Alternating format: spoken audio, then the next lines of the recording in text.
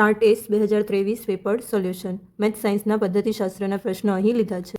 શિક્ષક પ્રશિક્ષણ કાર્યક્રમમાં પ્રશિક્ષણાર્થીઓમાં વર્ગ શિક્ષણને અસરકારક બનાવવા માટે જરૂરી એવા વિવિધ અધ્યાપન કૌશલ્યમાં પ્રાવીણ્ય મેળવવા માટે નીચેના પૈકી કઈ પ્રયુક્તિનો ઉપયોગ થાય?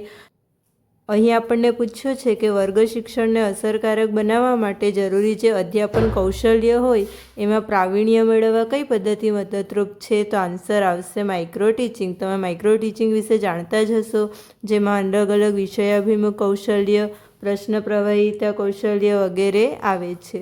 સેકન્ડ, શિક્ષકના મનમાં ઉદ્ભવતા નીચેના જેવા પાયાના પ્રશ્નો પૈકી કયો પ્રશ્ન એ શિક્ષણની પદ્ધતિનો નિર્દેશ કરે છે?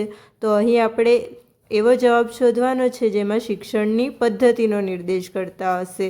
તો આન્સર આવશે ઓપ્શન સી, કઈ રીતે શીખવવું. તો કઈ રીતે શીખવવું એ વિચારશું તો જ આપણે કઈ પદ્ધતિ વાપરવી જોઈએ એ આપણને ખબર પડશે, જેમ કે આગમન નિગમન પદ્ધતિ, પ્રોજેક્ટ પદ્ધતિ વગેરે. વિજ્ઞાન શિક્ષણમાં નીચેના પૈકી કઈ શિક્ષણ પદ્ધતિનો ઉપયોગ વિદ્યાર્થીઓને નીરસ અને નિષ્ક્રિય બનાવે છે?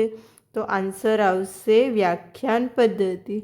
આ પદ્ધતિમાં શિક્ષક સતત બોલે છે ને વિદ્યાર્થીઓ શાંતિથી સાંભળે છે, એટલે આ પદ્ધતિમાં વિદ્યાર્થીઓ નિષ્ક્રિય બની જાય છે.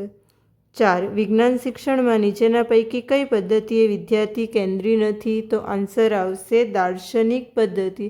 દાર્શનિક પદ્ધતિમાં વર્ગમાં શિક્ષક પ્રયોગ કે પ્રદર્શન કરીને બતાવે છે અને વિદ્યાર્થીઓ જુએ છે, પણ મુખ્ય ભૂમિકા ફક્ત શિક્ષકની હોય છે, તેથી આ પદ્ધતિ શિક્ષક કેન્દ્રી બની જાય છે. બાકીની જે પદ્ધતિઓ છે, પ્રયોગ, પ્રોજેક્ટ, સ્વાધ્યાય, એ બધામાં વિદ્યાર્થીઓ પોતે કામ કરે છે, તેથી એ વિદ્યાર્થી કેન્દ્રી પદ્ધતિ છે.